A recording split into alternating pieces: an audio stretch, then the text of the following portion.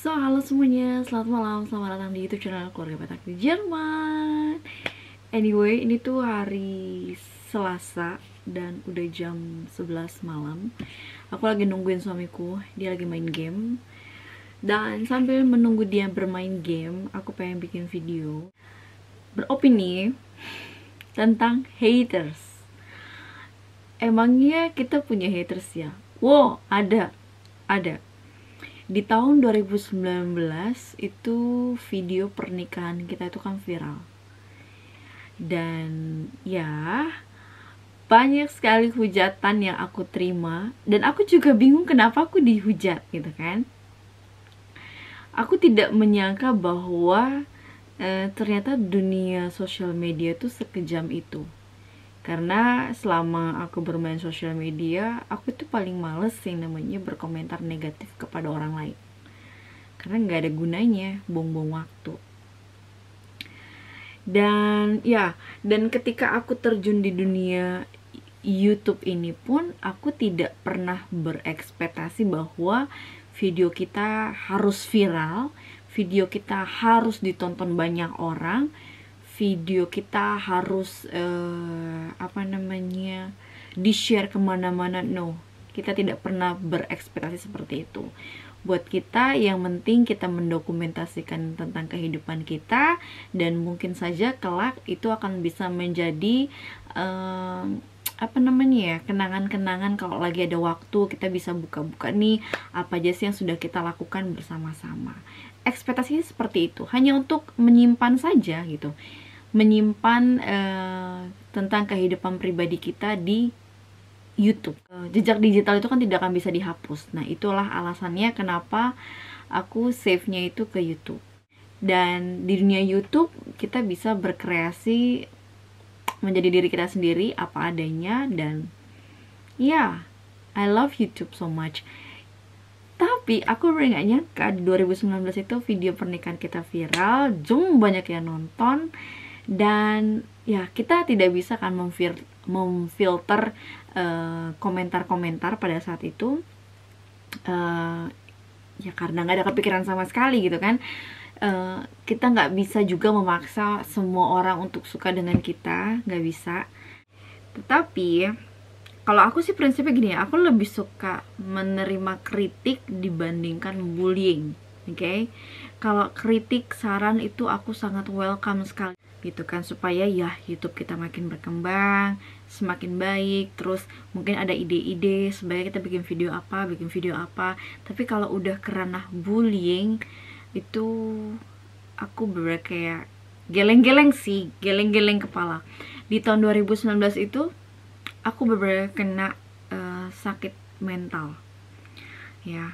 Tapi saya berterima kasih juga sih kepada orang-orang yang membuli saya pada saat itu, karena merekalah saya bisa menjadi Lona yang sekarang, yang ketika dibully dia sekarang bisa ketawa gitu. Kenapa? Karena saya pada saat kondisi saya jatuh itu, saya cuma nangis sampai saya mau bunuh diri, sampai saya harus datang ke psikolog segala macem. Itu udah saya lakukan sampai akhirnya saya menonton banyak sekali youtuber.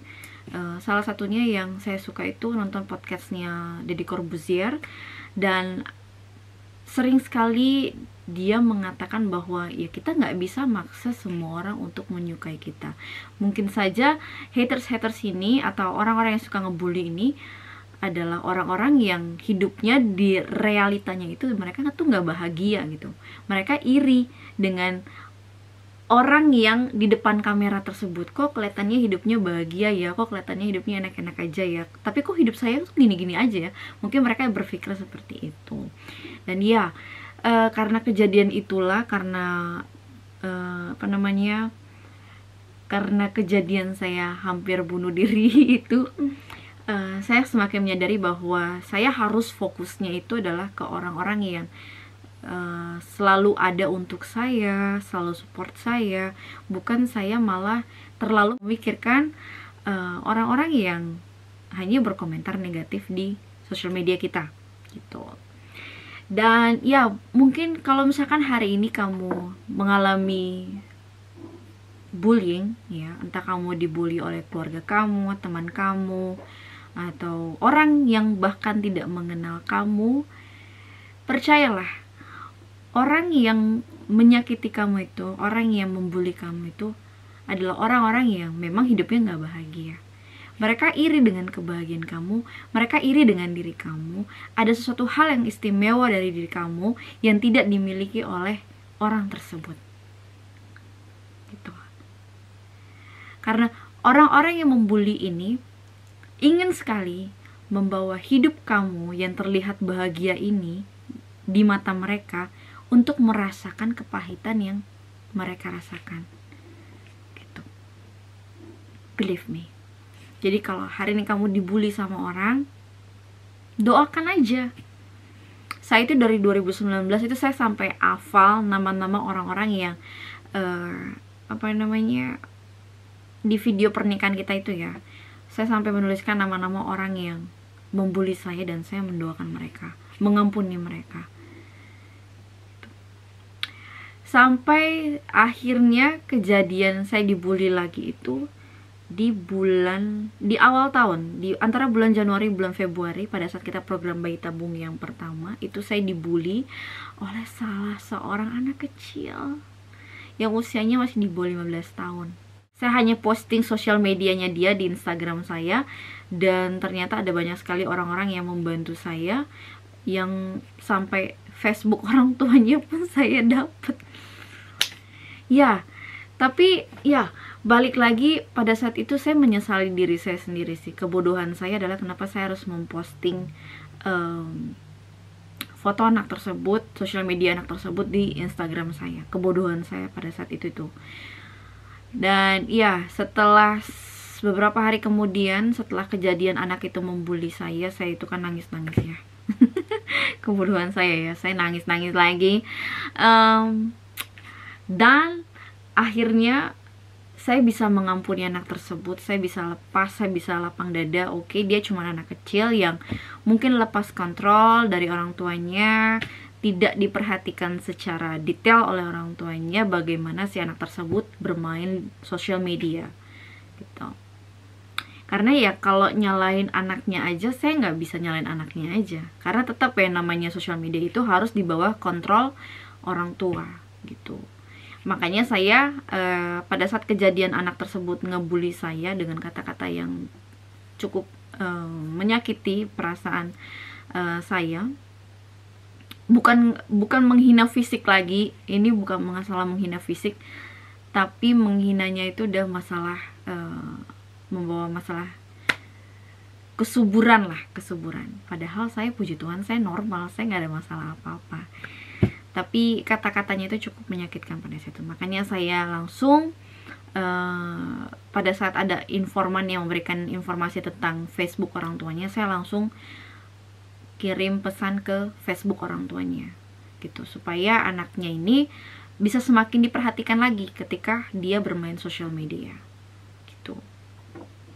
Dan ketika saya ikhlas, ternyata ada satu kejadian yang di luar pikiran saya. Ya, anak tersebut itu meninggal dunia karena kecelakaan. Ya.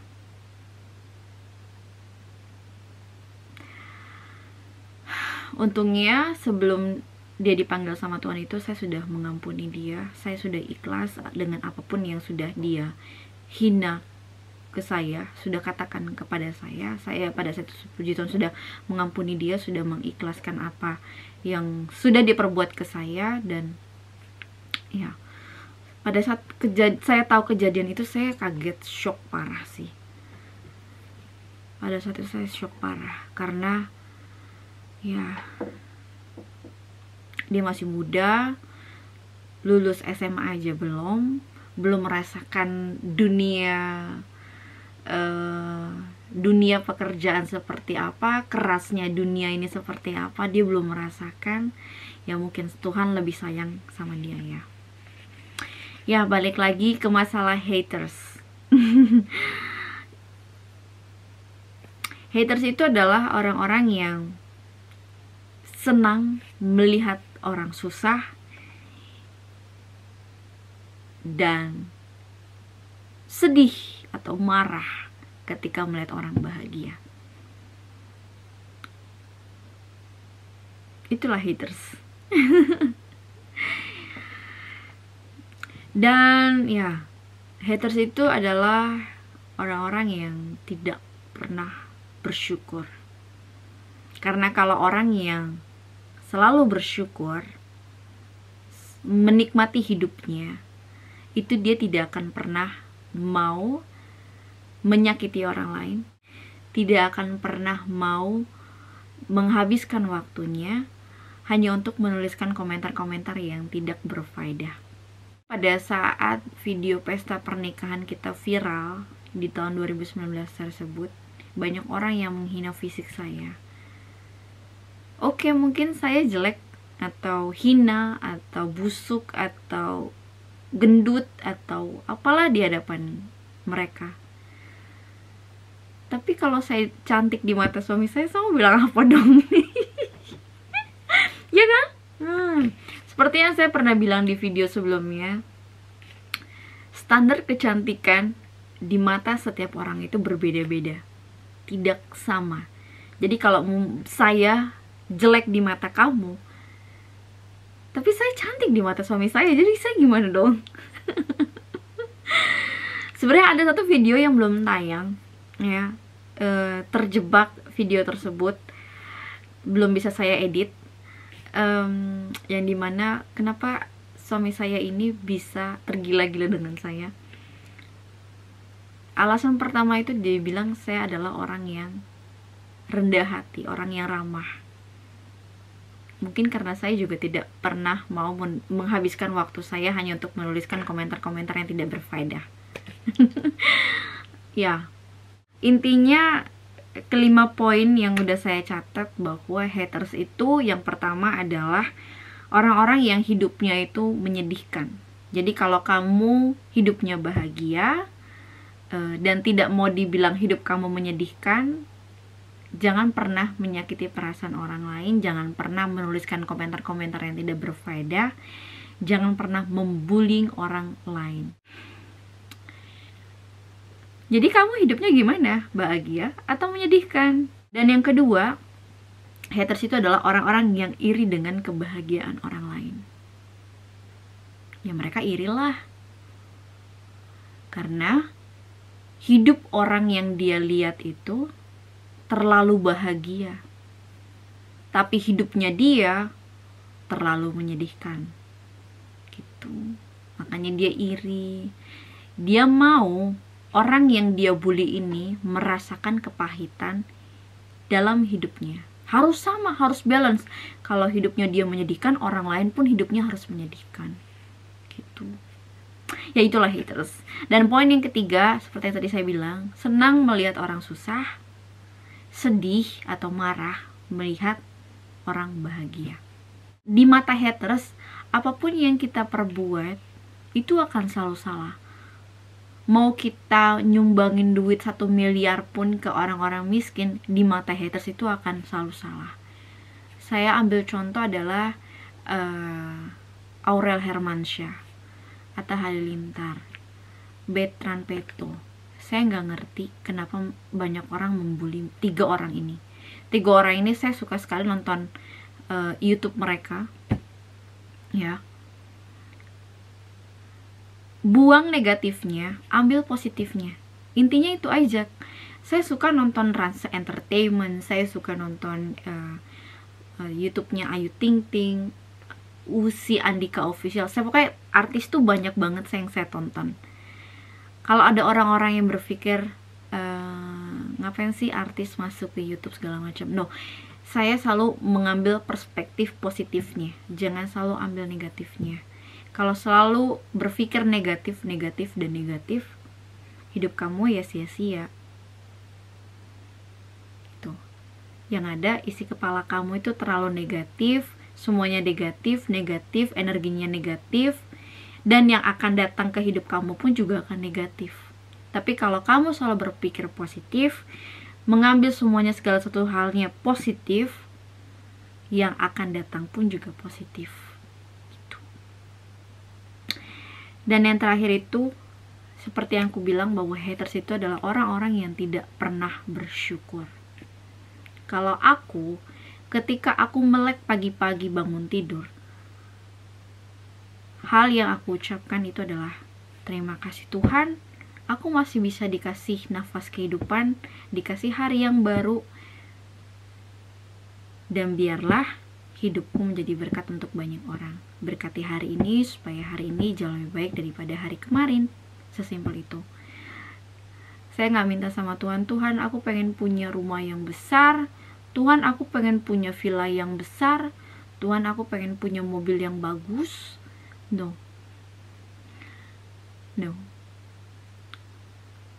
Awali hidupmu dengan bersyukur, dan cukup berkati hari ini supaya hari ini jauh lebih baik daripada hari kemarin. Percayalah, ketika kamu membiasakan hidup kamu setiap pagi, every morning, ketika kamu melek, jangan yang dicari langsung handphone, tapi yang pertama yang dicari itu adalah Tuhan. Bersyukur dulu masih dikasih nafas kehidupan, masih dikasih hari baru, masih dikasih makanan. Just it. Sesimpel itu. Tapi banyak orang yang selalu membandingkan hidupnya itu dengan hidup orang lain, itu selalu berdasarkan materi. Saya bingung sama orang-orang yang seperti itu. Sebenarnya saya pengen sih kapan-kapan bikin video opini spesial tentang Aurel Hermansyah, Atta Halilintar, karena buat saya tuh mereka itu kasihan banget loh. Gerak-gerik mereka itu selalu salah di mata orang lain. Padahal banyak hal positif yang bisa kita ambil dari mereka. Jangan selalu melihat dari semua itu dari negatif. Saya bingung. Kalau hidup ini diambil cuma negatif, yang ada kepala ini saya mungkin udah pecah kali ya. Dan ya, kita tidak bisa memaksa semua orang untuk menyukai kita.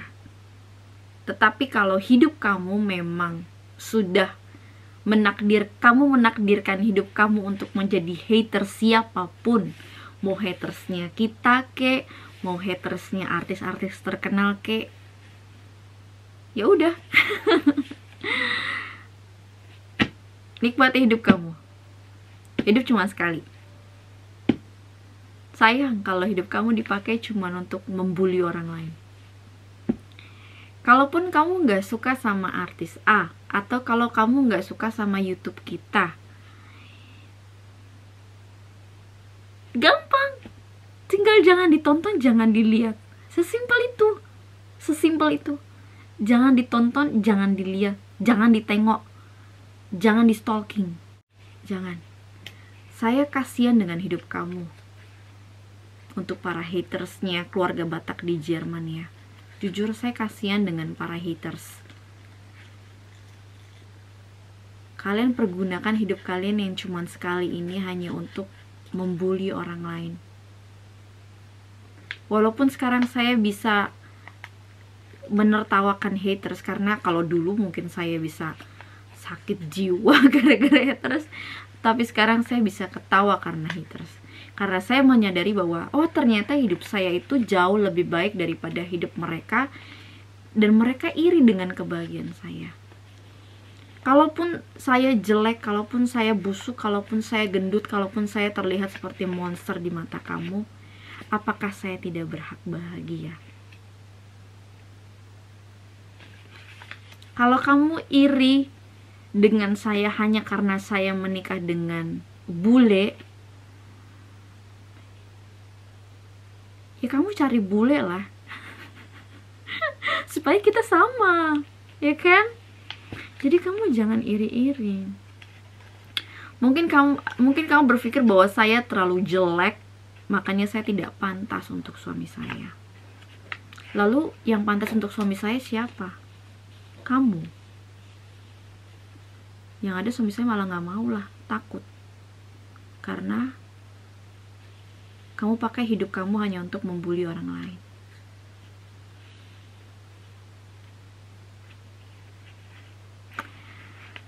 Ya, saya hanya bisa mendoakan untuk para haters ini supaya hidupnya bisa semakin berguna ya. Ya, itu aja sih. Saya mau ngedit video ini supaya besok tayang videonya. Anyway, soalnya besok itu hari Rabu aku mau ngadain live streaming untuk pengumuman giveaway masker wajah. Oke deh, thank you for watching. Salam damai dari kami keluarga Batak di Jerman. Tuhan memberkati. Love you untuk para lovers, love you untuk para haters. Buat saya, kalian ini sama. Buat saya, kita ini sama. Sama-sama manusia. Ya. Dah, itu aja. Dah.